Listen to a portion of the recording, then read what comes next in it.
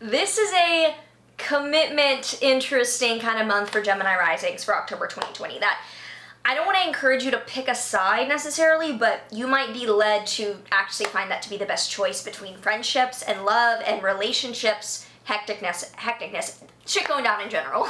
If you are excited to dive into what the astrology, the tarot deck, and the oracle deck cards have in store for you for this month, make sure that you like, subscribe, and hit that notification bell so that you are always up to date with what the stars have in store for you. This video is brought to you by my very own Astrology Academy course. I've been working on this course for so many months, testing it, refining it, reiterating it, and making it the product that I would have wanted for me to start out when I was learning astrology. So all the information is below if that's something that you're interested in, as well as a 1-hour webinar that I did, which is just a very, very brief overview to how to start learning astrology, so that if you know that you want to commit, you can look at that down below. But if you are more interested in like dipping your toe in or seeing what astrology exactly is, the webinar is also linked down below. Either way, I'm excited to start learning with you in the weeks and months and future to come. Hi, I'm Maren. I am a professional astrologer, author, and philosophy student. I combine traditional Hellenistic astrology techniques with modern psychological counseling dynamics in order to provide grounded spiritual guidance. So this whole entire month, it is toned by a conversation between Mars in your Aries 11th house, squaring Jupiter, Saturn, and Pluto in your Capricorn 11th house. So some energy that you are using to go after networking, like you are networking your ass off right now. You're connecting, you're probably online, you're probably revising your social friend group also. You might be dealing with some drama, and that might be why you're doing so much with connections in general. And that's squaring some tension in your shared financial world. That this is not new, this has been going on for years, and you are very aware of what crisis or what seriousness is going on in your shared financial world. That this is not new, but your networking is at odds with that. So maybe the fact that you're networking so much goes against something expected of you financially. So do be wary about the ways in which you are honoring both your set commitments and honoring the excitement that you need to do and to spread your light and your information. On the 1st through the 5th, we do start out the month with Jupiter in your Capricorn 8th house, sextiling Neptune in your Pisces 10th house. So this is a year-long outer planet transit that's like a better than nothing alignment that isn't that big of a deal, but is kind of like our saving grace in the midst of this 2020 astrology shit show.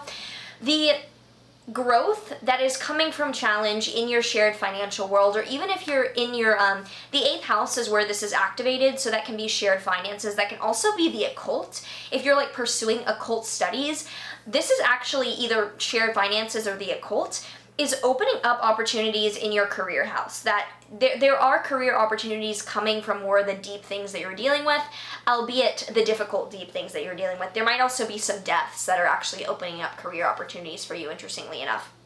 On the 1st, there's a lot happening in the beginning of the month. We have an Aries full moon in your 11th house, 5th house axis, and there's a full video on this full moon linked down below. This is a culmination of things in your social world as they pertain to your romantic life. So you might be ending a social kind of friend group, or you might be releasing binds to a friend group in the way that that is impeding on your love life. And there really is this decision at the beginning of the month of like, whoa, this energy is reaching a high point. I need to decide whether or not I want to commit to my friendships and maintain the energy I'm doing there, or love. And that commitment might be a bit interesting after juggling a lot of this year. On the 10th through the 19th, the mid-month alignment is the Sun in your Libra 5th house squaring Jupiter, Saturn, and Pluto in your Capricorn 8th house. This definitely indicates that the 5th house of children, creativity, and romance is being lit up right now. This could mean that a romantic partner, especially like a masculine romantic partner, could be a focus this month, or like even someone that's just very, very masculine in their energy and is an authority figure. Or your creativity could be at odds with the way that you need to protect your resources and your finances. You might find that you're like blowing out your money on someone and it's money that's not even yours, or you could find that it is psychologically disruptive as well, that there's some sort of disruption happening with the excitement coming into your romantic world. On the 11th, Venus in your Virgo 4th house is trine Uranus in your Taurus 12th house. So this is a cute mid-month alignment that harmony at home or harmony around property and house, or like with your parents, anything with the roots of your life, is helping you get down with some like self-destructive habits. It's like you have support beneath you in your home and family that's allowing you to get rid of some habits that aren't worth your time, that you're clearing them out mid-month. So this is a positive alignment. And it kind of goes back to a more challenging alignment on the 13th when the Sun in your Libra 5th house is opposing Mars in your Aries 11th house. So by the 13th, there is a definite tension between romance and social life, or creative projects and public reception. So that something that you're very near and dear working with, either romantically or creatively, is at odds with some public opinion. And there might be a decision or a synthesis. There's a decision being made here. This is not a you can pick both. This is definitely divisive. On the 16th, we have a new moon in your Libra 5th house, which is a new beginning for the next few months around children, creativity, or romance. So the fun part of your sky is being lit up. It's just, there's a lot of other shit going down to complicate it. So there's a full video on this new moon down below if you want to watch it. It's an intense one, but I mean, it's happening in a fun part of your sky, at least. On the 18th, Venus in your Virgo 4th house is opposing Neptune in your Pisces 10th house. So watch out for some people at home micromanaging or providing way too much feedback about your career, and therefore confusing you about your career. That if you're receiving way too many opinions around your professional life from your parents or your family, yeah, make sure that you're not being blinded by just an emphasis of criticism from family matters around your career. On the 18th through the 25th, we end the month with Venus in your Virgo 4th house trining Jupiter, Saturn, and Pluto in your Capricorn 8th house. Someone with home and family is helping you out financially end of the month. Or there's a foundational situation that is helping you out. Possibly you could have had a family death and you're dealing with inheritance.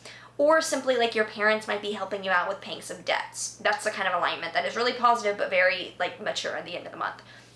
The month ends on the 31st with the Sun in your Scorpio 6th house opposing Uranus in your Taurus 12th house. So the month definitely ends with some erratic health decisions that you might feel that you are breaking free of some psychological patterning, and therefore you're releasing some pent-up physical trauma. It's not necessarily positive or negative, but it's very erratic and very sudden, so I'd be interested in some very visceral health experiences, some energetic dynamics that you experience by the end of the month. If you do have any thoughts around the astrology coming up this October for you, do let me know in the comments down below. I'd love to hear from you before we do get into some tarot cards. Tarot card that we have for Gemini Risings is, so we have the Nine of Wands reversed, and the Nine of Wands it's a moon ruled card. It's a very delicate card of protecting your creations. With it inverted, it indicates that you don't have your guard or your defense up. So I'm not encouraging you to shut down and not trust anyone, but I would say that there's a need to defend or protect that which is valuable to you during this time, whether that is a larger social group and you're sticking with your friends rather than a partner, or you find that you're really in the love of your life and you can't listen to your friends right now, that there's a decision being made about what to protect. Finally, for a Work Your Light Oracle deck card for Gemini Risings, we have Warrior Woman. Have you answered your deepest calling? Whew.